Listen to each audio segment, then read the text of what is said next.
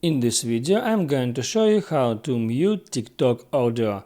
That's quite simple and easy, so let's begin. First, open up TikTok application and then tap on that plus icon and start recording to record some video as you normally do. Then stop recording and tap on that check mark. And here you can add some sound.